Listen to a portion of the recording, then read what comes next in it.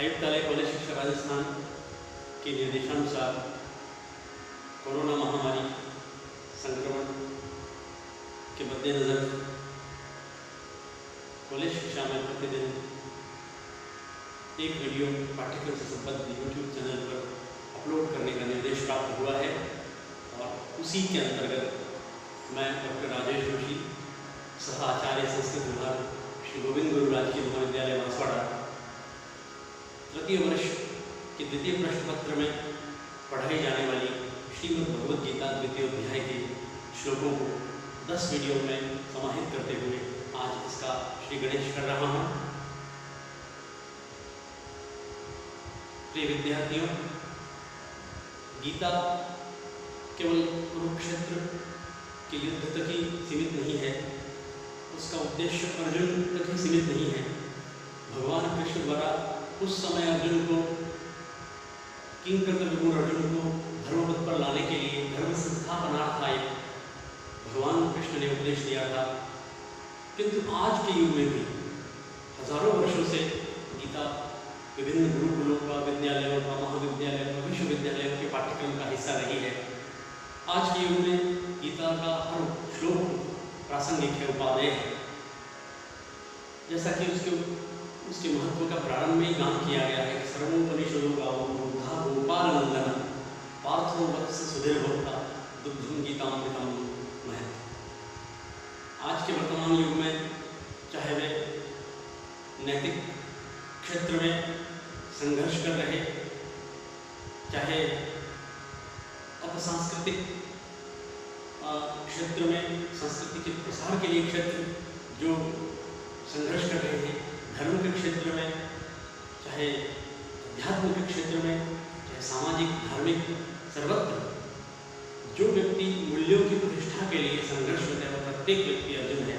और गीता उसके लिए एक ऐसा पाथ्य है जो पग पग पर उसका मार्गदर्शन करता है।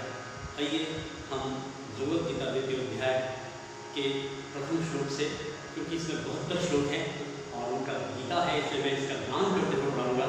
जैसे कि नाम है, गीता सुगीता कर्तव्य।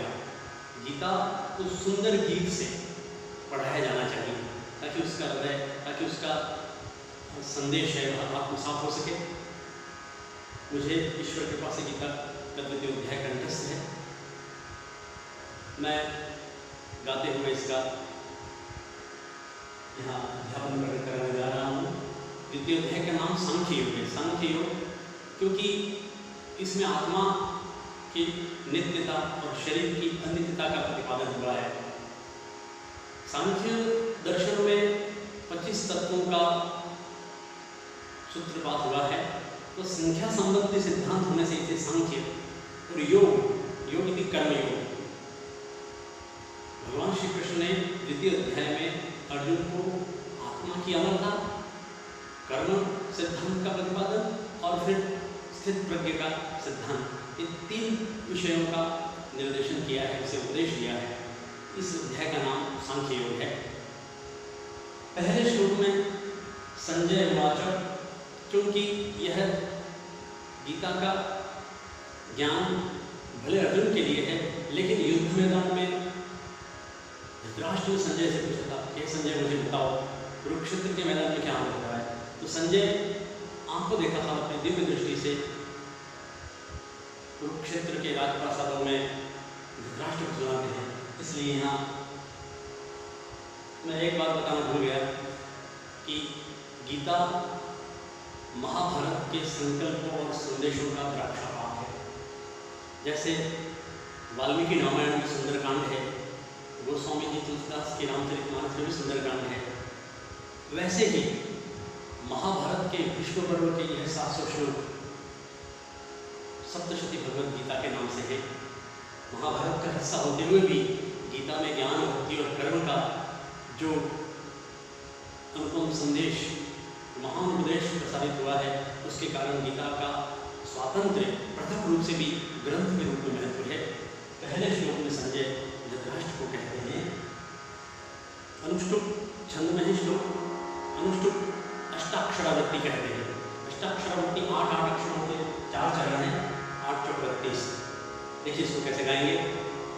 तम तथा कृपया विश्वम अश्रुपूर्णाकुलेक्षणम् विशीलन्तमिदं वाक्य मुवाच मधुसूदनः। इसे हम पदच्छेद करते हैं। तम तथा कृपया विश्वम, कृपया आविष्टम, करुणा से परिपूर्ण, दया से, करुणा से, अश्रुपूर्णाकुलेक्षणम्, आंखों से भरी हुई, आंखों में जिसके आंसू भरे हुए हैं, ऐसे आंखों में अपनी दृष्टि वाले, विषिदंतम, उस दुखी होते हुए अर्जुन को, इदं वाक्यम उवाच मधुसूदन, मधुसूदन, मधु नामक दैत्य का नाश करने वाले भगवान श्री कृष्ण दुखी होते हुए अर्जुन को यह कहने लगे। तो मधुसूदन भगवान श्री कृष्ण के लिए संबोधन प्रयुक्त हुआ है। संजय धृतराष्ट्र कहते हैं कि वहां पर दुखी होते हुए अर्जुन को मधुसूदन कृष्ण ने यह कहना प्रारंभ किया। द्वितीय श्लोक में भगवान श्री कृष्ण सीधे अर्जुन को उपदेश धारा प्रवाहित करते हुए कहते हैं, और यहाँ से गीता का वास्तविक उपदेश प्रारंभ होता है। क्योंकि पहले अध्याय का नाम अर्जुन विषाद है, अर्जुन का विषाद विषाद, अर्जुन किंग कर्तव्य विमूढ़ है, वह सोच नहीं पा रहा है कि मैं क्या करूँ। वो जिनकी गोद में पल करके बड़ा हुआ है, जिनके निवाले खा करके उसने अपना बचपन प्रारंभ किया, जीवन जिया है, जिन आचार्यों से उसने धनुर्विद्या शस्त्र शास्त्र के कौशल, शस्त्र और शास्त्रों के कौशल प्राप्त किया, ऐसे आचार्य द्रोण और ऐसे विश्व पितामह को के युद्ध में खड़ा देख करके उसका हृदय कांप उठता है, वो अपना गांडी फेंक देता है और युद्ध नहीं करने का निश्चय करते हुए रथ के पीछे खड़े होकर के एकदम विमूढ़ हो जाता है। तो उस परिस्थितियों में भगवान ने उसे उपदेश दिया ज्ञान कर्म और भक्ति का। यहाँ से श्री कृष्ण अर्जुन को कहते हैं, ये दूसरा श्लोक है द्वितीय अध्याय का। कुतस्त्वा कृष्णमिदं विषमे समुपस्थितम् अनायुष्टम् अस्वर्ग्यम् अकीर्तिकरमर्जुन। सबसे से बोले, अनायुष्टम् अस्वर्ग्यम् अकीर्तिकरमर्जुन। पदच्छेद करते हैं इसका, पदच्छेद कैसे करेंगे? कुतः त्वा कृष्णम् इदं विषमे समुपस्थितम् अनायुष्टम् अस्वर्ग्यम् अकीर्तिकरम् अर्जुन। मैं तानपुरे की आवाज थोड़ी सी कम कर देता हूँ। अब अन्वय के दृष्टि से श्लोक देखते हैं। भगवान कृष्ण कहते हैं कि विषम समुपस्थित, इस विषम समय में जबकि युद्ध की रणभेरियां बजने वाली है, युद्ध के द्वार खुले हुए हैं, बस अब आक्रमण कहने की तैयारी है। कुरुक्षेत्र के मैदान में दोनों सेनाएं खड़ी हुई आमने सामने, अर्जुन उसी समय मोहित चित्त हो गया। तो भगवान कृष्ण कहते हैं कि इस विषम समय में तुम्हें यह इदम कश्मलम कुतः समुपस्थितम, यह विषाद, यह अवसाद, ऐसी कायरता की बातें तुम्हारे दिमाग में कहां से आ गई अर्जुन? विषम समुपस्थितम कुतः, कहां से आई है अर्जुन? क्योंकि अनार्य दुष्टम, ये तुम बातें कर रहे हो युद्ध नहीं करने की, ये अनार्य दुष्टम अस्वर्ग्यम अकीर्तिकरम है अर्जुन। यह जो कश्मल है, ये तुम्हारा जो अवसाद है, यह जो तुम्हारा युद्ध नहीं करने का निश्चय है, यह कश्मल है, अवसाद है, मोह है, क्षत्रियों के लिए उचित नहीं है। अनार्य दुष्टम, न आर्य दुष्टम यदि अनार्य दुष्टम, अर्थात यह आर्यों द्वारा सेवित नहीं है, इसलिए ये अनार्य सेवित है। आर्य इस मार्ग पर नहीं चलते हैं, अतः है अर्जुन, यह आर्यों द्वारा सेवित नहीं होने से अनार्य सेवित है। ये अवसाद अस्वर्गम, इस स्वर्ग की प्राप्ति नहीं कराएगा, स्वर्ग की ओर नहीं ले जाएगा, और साथ ही अकीर्तिकरम, कीर्ति भी नहीं कराएगा अर्जुन, तुम्हारा अपयश कराएगा। अतः इस विषम समय में जबकि युद्ध बिल्कुल तैयार खड़ा है, भगवान उसे युद्ध के लिए ही प्रेरित कर रहे हैं ऐसा नहीं है। हम सब जानते हैं श्री कृष्ण का दूत कार्य करके भगवान ने युद्ध रोकने का पूरा भरसक प्रयास किया था। श्री कृष्ण ने अर्जुन पांडवों की ओर से दूत बनकर के कुरुक्षेत्र के राजप्रासादों में जाकर के पूरा प्रयत्न किया था। इसी रामधारी से दिनकर ने कुरुक्षेत्र महाकाव्य में बड़ा सुंदर ढंग से लिखा है कि दो न्याय अगर तो आधा दो, और इसमें भी यदि बाधा हो तो दे दो, केवल 5 ग्राम रखो अपनी धरती तमाम, हम वही खुशी से खाएंगे, परिजन पर पसीना उठाएंगे। दुर्योधन वध भी दे न सका, आशीष समाज के ले न सका, उल्टा हरि को बांधने चला, जो था असाध्य साधने चला। जब नाश मनुष्य पर छाता है, पहले विवेक मर जाता है। हरि ने भीषण हुंकार किया, अपना स्वरूप विस्तार किया, डगमग डगमग दिग्गज डोले, भगवान को बित होकर बोले, जंजीर बढ़ाकर साध मुझे, हा हा दुर्योधन बांध मुझे। यह देख गगन मुझ में लय है, यह देख पवन मुझ में लय है, मुझ में विलीन संसार सकल, मुझ में विलीन झंकार सकल। तब जन्म मुझे से पाते हैं, फिर लौट मुझे में आते हैं। हित वचन तूने नहीं माना, मैत्री का मूल्य न पहचाना। बोले अंतिम संकल्प सुनाता हूँ, याचना नहीं अवरण होगा, संग्राम महाभीषण होगा, जीवन जय या की मरण होगा।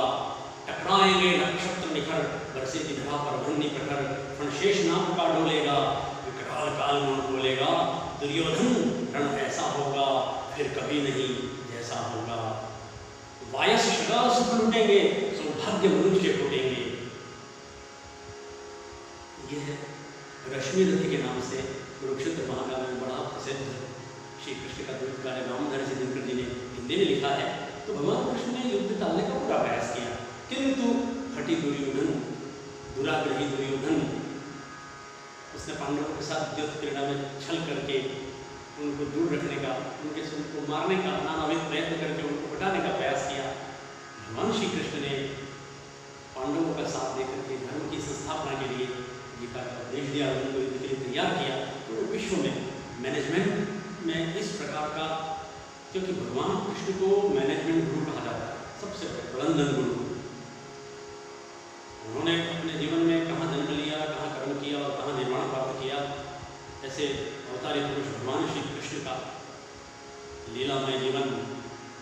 लेकिन उसका जो प्रमुख केंद्र है वो है कुरुक्षेत्र का मैदान, जहाँ भगवान श्री कृष्ण के मुख से निकली गीता आज 5000 वर्ष हो गए, किंतु आज भी इसी अजस्र रूप में प्रवाहित है गीता का ज्ञान।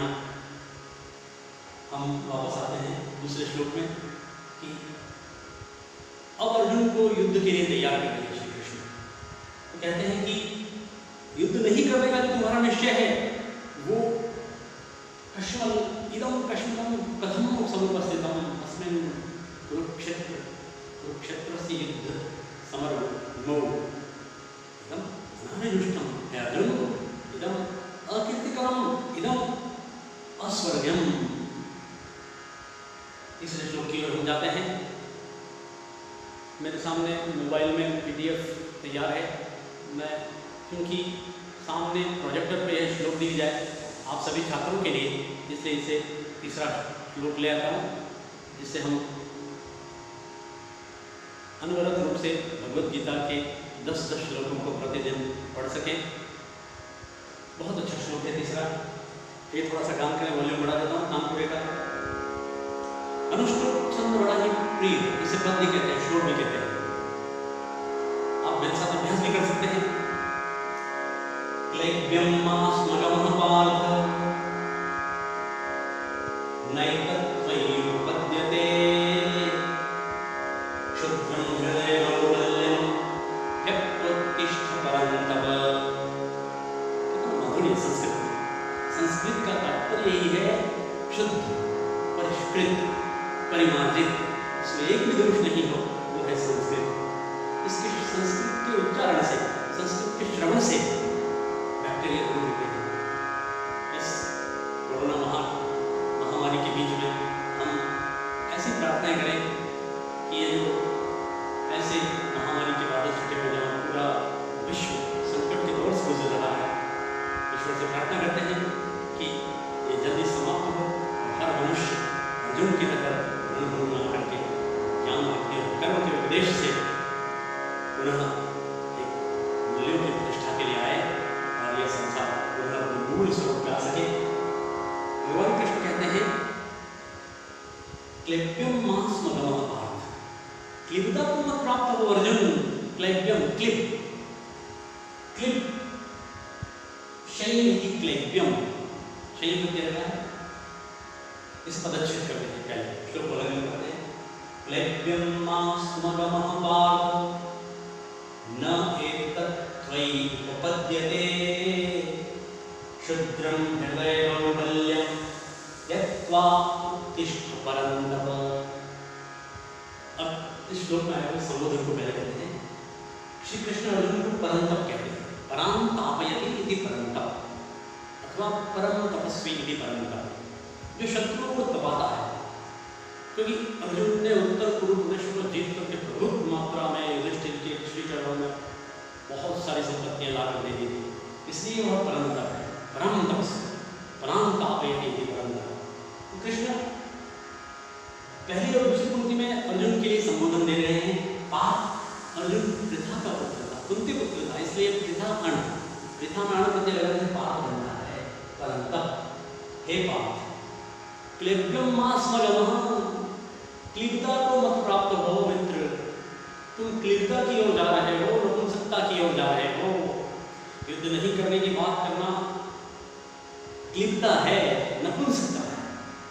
न एतत् त्वयि उपपद्यते, एतत् त्वयि न उपपद्यते, तब न शोभते। युद्धवीर गांडीवधारी धनंजय अर्जुन को यह शोभा नहीं देता है। न एतत् त्वयि, नहीं तत् वृद्धि रेजी से, न एतत् नहीं तत् त्वयि उपपद्यते, त्वय्युम इको यणचि, त्वयि उपपद्यते, त्वय्युम उपपद्यते। क्लैप्यम मास्मगमः पार्थ नैतत् त्वय्युम उपपद्यते क्षुद्रं हृदय दौर्बल्यं त्यक्त्वोत्तिष्ठ परन्तप। क्षुद्रम, ये जो तुम बातें कर रहे हो, क्षुद्र हृदय की दुर्बलता है, हृदय की तुच्छ दुर्बलता है, उसको छोड़ दो। त्यक्त्वा, छोड़ करके, उत्तिष्ठ परन्तप, हे परन्तप तुम उठो, युद्ध करो। ऐसी बातें मत करो। हृदय की इस दुर्बलता, मोह को, क्षुद्र विचार को, युद्ध नहीं करने का जो तुम्हारा निर्णय है, संकल्प, उसको छोड़ दो। क्योंकि क्लिप्ता है, वीर को शोभा नहीं देता ऐसी बातें। तुम जैसे पार्थ धनुर्धर को शोभा नहीं देता अर्जुन। त्यक्त्वा उत्तिष्ठ, त्यक्त्वोत्तिष्ठ, गुण से आदि से त्यक्त्वा उत्तिष्ठ, त्यक्त्वोत्तिष्ठ, उत्तिष्ठ संबोधन मध्यम पुरुष एकवचन उठ लगा। उत्तिष्ठा, उत्तिष्ठा उठ लगा मध्यम पुरुष एकवचन उत्तिष्ठ। त्यक्त्वा, त्यक्त्वा, त्याग करके, छोड़ करके, क्या छोड़ करके? क्षुद्र हृदय, क्षुद्रम हृदय दौर्बल्यम। हम कई लोगों के मुंह से सुनते हैं हृदय हृदय हृदय, हाँ मैं हृदय, तो हृदय। आप अंग्रेजी में स्पेलिंग लिखेंगे तो क्या पाएंगे? ऐसे लिखेंगे ना, ऋतिक की स्पेलिंग लिखें, हम ऋतिक बोलते लिखेंगे, स्पेलिंग ऐसे शुरू होती है। ठीक वैसे ही हृदय एच से ही प्रारंभ होगा स्पेलिंग। हमें हाँ बोलना होगा, हम अक्सर हृदय बोलते हैं, हृदय, ये गलत है। क्षुद्रम हृदय दौर्बल्यम त्यक्त्वोत्तिष्ठ परन्तप। हृदय की तुच्छ दुर्बलता को छोड़ दो अर्जुन, खड़े हो जाओ युद्ध के लिए। तीसरा श्लोक, आइए तीसरे श्लोक में चलते हैं। अर्जुन के लिए भगवान का यह उपदेश एक ऐसे रामबाण औषधि की तरह है। जब अर्जुन उस मोह से दूर होकर के वापस सभी युद्ध के लिए तैयार होता है और भगवान के चरणों में गिर पड़ता है कि आपने मेरा मार्ग प्रशस्त किया, लोगों में कैसी कैसी बातें कर रहा है जनार्दन। अर्जुन वाच, ये महाकाव्य है, वीर काव्य है। महाभारत को वीर काव्य कहते हैं, रामायण महाभारत आर्ष काव्य है। आज का समस्त साहित्य जगत इन ऐसे वीर काव्यों पर निर्भर है, क्योंकि अनेक महाकवियों ने इसमें छोटी छोटी बातों को, छोटी छोटी घटनाओं घटनाओं को लेकर अनेक महाकाव्यों का विरचन कर दिया। जैसे हम जानते हैं भारवी ने महाभारत के वन पर्व की कथा पर आधारित किरातार्जुन महाकाव्य लिख दिया। माघ ने महाकवि माघ ने राजस्थान के संस्कृत कवि हुए हैं, उन्होंने शिशुपाल के वध, महाभारत की छोटी सी कथा, उसको लेकर शिशुपाल वध महाकाव्य लिख दिया। ये दोनों महाकाव्य संस्कृत की वृहत त्रयी में है। एक तीसरा है नेषदी चरितम श्रीहर्ष का, ये संस्कृत। महाभारत इसे शतसाहस्री संहिता कहते हैं, 1,00,000 श्लोक है इसमें। और इसके महत्व की बात आती है तो कहते हैं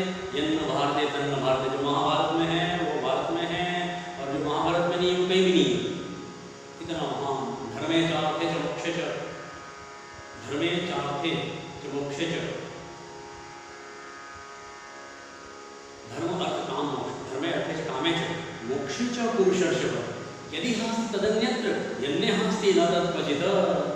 अर्थात जो यहाँ है वो बाहर है, यहाँ नहीं है, वो कहीं नहीं है। इतना महान उपदेश नहीं है, कथा प्रसंगों के साथ धर्म अध्यात्म का इतना बड़ा गुट है। चौथे श्लोक की बात करते हैं। अर्जुन वाच, अर्जुन कहने लगा। पहले अध्याय में अर्जुन विषाद, पूरा अध्याय अर्जुन ही कहता है। दूसरे अध्याय में भगवान ने उसको दो बातें कही, उसके बाद अर्जुन कहता है कथम भीष्मं अहं संख्ये द्रोणं च मधुसूदनः इषुभिः प्रतियोत्स्यामि पूजार्हा वरिसूदनः। एक बार फिर से बोलते हैं इसको, क्योंकि संबोधन है इसलिए इसमें विसर्ग नहीं आएगा। कथम भीष्मं अहं संख्ये द्रोणं च मधुसूदनः इषुभिः प्रतियोत्स्यामि पूजार्हा वरिसूदनः। अर्जुन क्या कहने लगा? पहले पंक्ति में उसने कृष्ण के लिए मधुसूदन संबोधन प्रयुक्त किया है। मधु नामक दैत्य का नाश किया, इसलिए मधुसूदन अर्जुन कृष्ण को कह रहा है। दूसरी पंक्ति में वह अरिसूदन कह रहा है, हे शत्रुओं का नाश करने वाले कृष्ण, हे अरिसूदन कृष्ण, हे मधुसूदन कृष्ण, मैं बाणों से कैसे युद्ध करूं? मैं पितामह भीष्म और आचार्य द्रोण जो पूजनीय हैं, सामने खड़े हुए हैं, मैं उनसे कैसे लड़ूं? कथम, आप बताओ कैसे लड़ूं? दुर्योधन ने भीष्म पितामह को सेनापति बना करके खड़ा कर दिया। भीष्म पितामह की का भी प्रतिज्ञा थी कि जब तक मेरे घर में प्राण है मैं हस्तिनापुर की राज सिंहासन की रक्षा करता रहूँगा। जो भीष्म प्रतिज्ञा थी वो प्रतिज्ञा में बंधे हुए थे। दुर्योधन भी चाहता था कि बड़े बड़े महायोद्धा पहले लड़े, फिर यदि अवसर आएगा तो मैं सेनापति बनूंगा। अर्जुन कहता है भीष्मं अहं संख्ये अस्मिन् समरे अस्मिन् युद्धभूमौ, इस युद्धभूमि में भीष्मं द्रोणं प्रति कथं योत्स्यामि। कैः योत्स्यामि? इषुभिः बाणैः, मैं कैसे बाणों से युद्ध करूं? हे मधुसूदन, मैं पितामह भीष्म और आचार्य द्रोण के प्रति इस युद्ध मैदान में बाणों से कैसे लड़ूं? प्रतियोत्स्यामि, कैसे युद्ध करूं? क्यों? पूजार्हौ अरिसूदन, हे अरिसूदन, तुम दौ महाभागौ मम कृते पूजार्हौस्तः। वे दोनों महानुभाव मेरे लिए पूजार्ह हैं, पूजनीय हैं, पूजनीयौस्तः, दोनों पूजनीय हैं। अयादि संधि हुई, पूजार्हौ धन अरिसूदनः इति पूजार्हा वरिसूदन, आदेश हुआ है यहाँ। हे अरिसूदन, हे कृष्ण, वो दोनों मेरे लिए पूजनीय हैं, मैं बाणों से कैसे युद्ध लड़ूं उनके प्रति? अर्जुन अपनी जगह सही है। पितामह भीष्म के ऊपर बाण चलाना कैसे कोई सोच सकता है? लेकिन पितामह भीष्म उस कपटी दुर्योधन, दुशासन, शकुनी के उस सेना के सेनापति थे। कृष्ण को युद्ध करवाना था धर्म की संस्थापना के लिए, लेकिन अर्जुन को मनाना, अर्जुन का अपनी जगह गलत नहीं है, सही है। कोई बालक अपने दादा, अपने परदादा, अपने पितामह पर बाण कैसे चलाए? उन आचार्यों ने जिन्होंने धनुर्विद्या सिखाई है उनके ऊपर कैसे हमला करे, आक्रमण करे? नहीं करेगा। अर्जुन अपनी जगह सही है। देखिए उसकी बातों का कृष्ण भगवान कैसे जवाब देते हैं। ऐसी बात नहीं है कि अर्जुन गलत है, किंतु उस सभा में जब हम बात करते हैं द्रौपदी वस्त्र हरण की, तो हमें याद रहना चाहिए कि उस सभा में पितामह भी थे और आचार्य द्रोण भी थे, कुलगुरु कृपाचार्य ही थे कि भी थे। ये श्लोक यहाँ पर इंद्र वज्रा उपेंद्र वज्रा के योग से बना है, बड़ा अद्भुत श्लोक है। बहुत इसमें संगीत का ज़बरदस्त स्फुट विद्यमान है। मैं इसे आपके सामने प्रस्तुत करूं, उसमें थोड़ा सा विलम्ब हो रहा है। आज पहला दिन है, इसलिए फिर आगे से हम इसे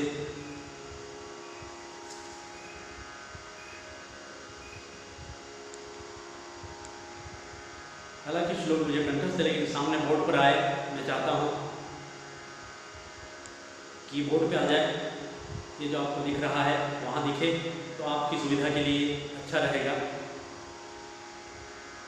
अर्जुन ने कहा कि कथम अहम भीष्मं, मैं कैसे इनके खिलाफ युद्ध करूं, ये दोनों महानुभाव मेरे लिए पूजनीय स्तर, वंदनीय है। आगे कहता है अर्जुन, बहुत बढ़िया श्लोक है, इसका संगीत और अच्छा है।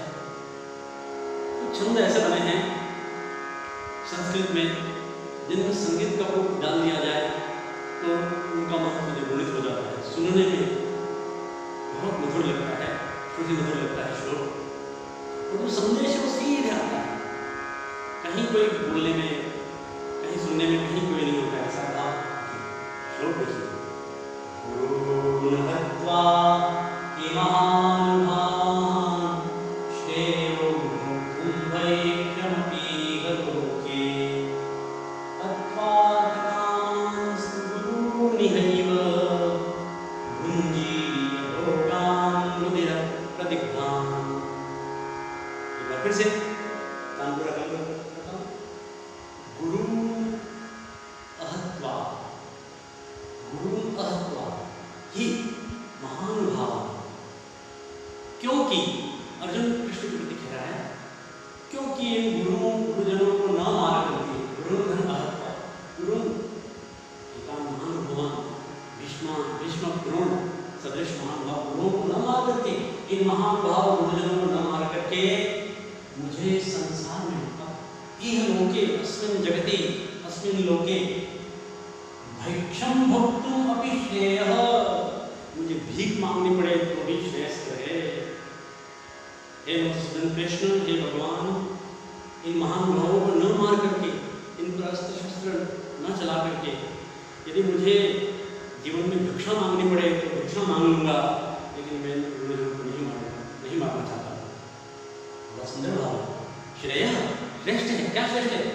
भैक्षम भोक्तुम, भिक्षा को भोगना श्रेष्ठ है इस लोक में, क्योंकि हत्वार्थकांस्तु गुरून् इहैव भुञ्जीय भोगान् रुधिरप्रदिग्धान्, क्योंकि जो मुझे युद्ध के उपरांत जो विजय श्री मिलती है, हस्तिनापुर का सिंहासन मिलता है, पूरा सिंहासन, रुधिरप्रदिग्धान् भोगान्, जो मुझे भोग भोगने हैं वो इन महानुभावों के खून से सने हुए भोग होंगे, उनके रक्त से सिंचित होंगे वो भोग में भोगना नहीं चाहता।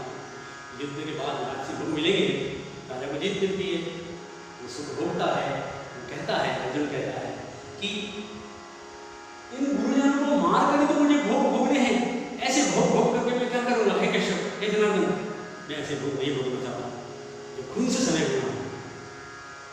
कैसे पढ़ेंगे इसको? संगीत के दृष्टि गुरून् हत्वा इमान् भान् श्रेयो भोक्तुं भैक्षमपीह लोके हत्वार्थकांस्तु गुरूनिहैव भुञ्जीय भोगान् रुधिरप्रदिग्धान्।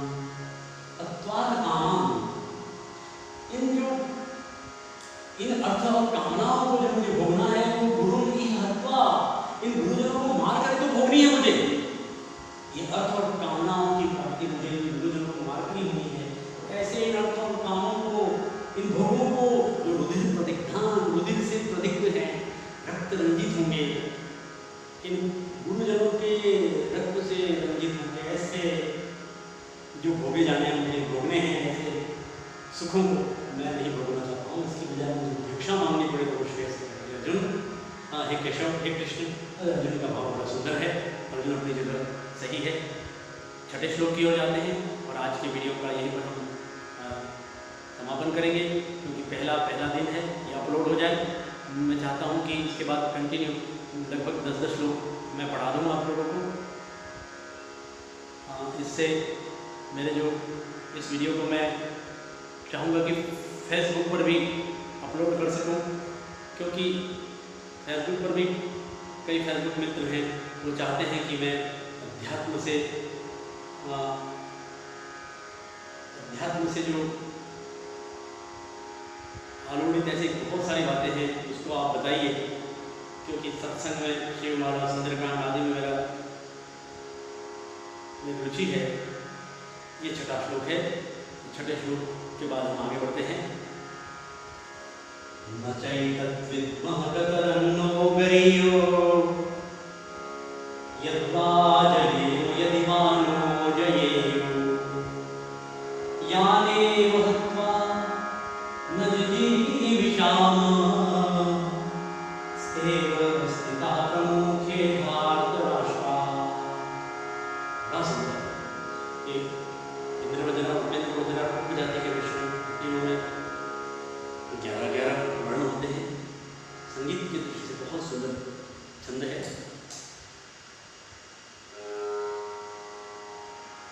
न चैतद्विद्मः एतच्च न विद्मः वयं यत् कतरं गरीयः।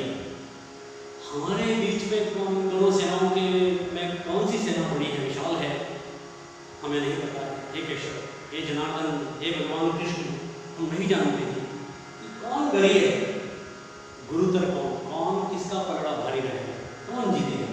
यद्वा जयेम यदि वा नो जयेम, वो जीतेंगे या हम जीतेंगे ये भी नहीं जानते हैं। हम जीते या नहीं जीतेंगे या शत्रु जीतेंगे, लेकिन परंतु यान एव हत्वा न जिजीविषाम, लेकिन जिनको नहीं मार करके, लेकिन यान एव हत्वा जिनको मार करके न जिजीविषाम। यहाँ बहुवचन का प्रयोग करके अर्जुन पांडवों की बात करता है।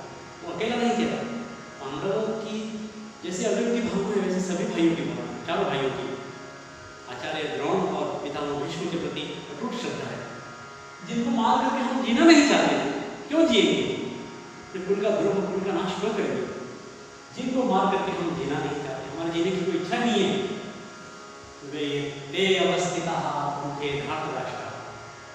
धृतराष्ट्र की जो कौरव सेना है, सामने जो लोग खड़े हुए हैं, रणबांकुरे युद्ध के लिए तैयार खड़े हैं अपने अपने रथों में। अर्जुन कह रहा है ते प्रमुखे धार्तराष्ट्राः अवस्थिताः सन्ति। हे कृष्ण, जिनको मार करके मैं जीना नहीं चाहता हूँ, हम लोग जीने की इच्छा नहीं रहेगी। यदि युद्ध हुआ और हमारे द्वारा वध कर दिए गए वे लोग, तो ये वो लोग सामने खड़े हैं। इस युद्ध में कुछ पता नहीं है कौन जीतेगा कौन हारेगा। हे कृष्ण, यहाँ अर्जुन का जो मोह है, विमूढ़ता है, किंग कर्तव्य विमूढ़ता प्रदर्शित हुई है इन श्लोकों में। इन श्लोकों के बाद भगवान कृष्ण से गीता का उपदेश प्रदान करते हैं। एक श्लोक और है, उसके बाद हम आगे बढ़ते हैं। एक श्लोक और पढ़ा देता हूँ मैं, जैसी मेरी इच्छा हो रही है कि इसको वीडियो को यहाँ बंद किया जाए। आज पहला दिन है, बहुत अच्छा श्लोक है, 7वां श्लोक। अर्जुन सीधे कह रहा है भगवान कृष्ण को कि हे केशव, मैं इसमें कृपण दोष से युक्त हो गया हूँ, कृपण कायरता से व्याप्त स्वभाव वाला हूँ। पहले से आदर्श वाचन, आदर्श वाचन के उपरांत आदर्श अनुकरण वाचन होता है। भाषाओं में काव्य होता है, गद्य पद्य, जब तक हम उसका आदर्श वाचन नहीं करेंगे, अच्छे संगीत से उसका आदर्श वाचन कर लिए तो अर्थ सीधे आता है। तो प्रिय विद्यार्थियों, अर्जुन 7वें श्लोक में अर्जुन की बात, कार्पण्य दोषो भवतः स्वभावः पृच्छामि त्वां धर्मसम्मूढचेताः यच्छ्रेयसं निश्चितं ब्रूहि तन्मे शिष्यस्तेऽहं शाधिमां त्वां प्रपन्नम्। अर्जुन कहता है, मैं कार्पण्य दोषेण उपहत स्वभावः अस्मि। अस्मिन् समरभूमौ धर्मक्षेत्रे कुरुक्षेत्रे भीष्म पितामह आचार्य भीष्म आचार्य द्रोण पितामह भीष्मं दृष्ट्वा कार्पण्य दोषेण उपहत स्वभावः अस्मि। मैं कायरता के समूह से युक्त स्वभाव वाला, दोषी स्वभाव वाला हो गया हूँ। मुझे कुछ पता नहीं चल रहा है क्या करना है क्या नहीं करना, धर्म युद्ध करना या नहीं करना, कुछ नहीं पता।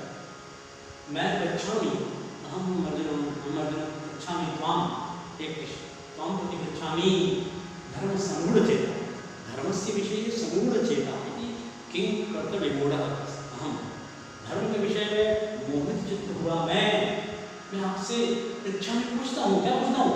यच्छ्रेयः सा निश्चितम ब्रूहि तत्मे मैं यत् श्रेयः स्यात्, मेरे लिए जो श्रेयस्कर हो, निश्चितम तत् मैं ब्रूहि, निश्चित रूप से आप मेरे लिए उसका मार्गदर्शन करो। हे केशव, हे जनार्दन, हे प्रभु, मेरा श्रेय हो, मेरा कल्याण हो, मुझे कुछ नहीं पता है। धर्म के विषय में मोहित चित्त हुआ मैं अर्जुन, कायरता के दोषों से ऊपर स्वभाव वाला होकर के आपसे पूछता हूँ हे जनार्दन कि जो मेरा कल्याण कर सके ऐसी बात मुझे बताइए। शिष्यस्तेहम अहम ते शिष्यः। देखो यहाँ विसर्ग संधि सत्व, शिष्यते शिष्यस्ते, ते अहम तेहम, इंग पदांतादति, इंगी पर रूपम, इंग पदांतादति पूर्व संधि है। एक के बाद अ आता है तो उसे अवग्रह हो जाता है। अवग्रह का तात्पर्य है यहाँ अ है ऐसा ध्यान रहे, लेकिन जब हम श्लोक बोलते हैं उसको अ का उच्चारण नहीं करना है। कैसे बोलेंगे? शिष्यस्तेहम शादिमां त्वं प्रपन्नम।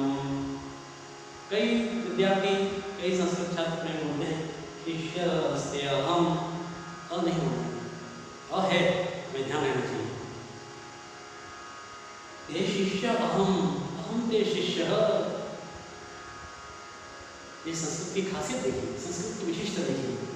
शिष्य ते अहम, अहम ते शिष्य, ते शिष्य अहम, ते अहम शिष्य। कुछ भी करें, आगे पीछे कुछ भी रहे, अर्थ वही आएगा कि मैं आपका शिष्य हूँ।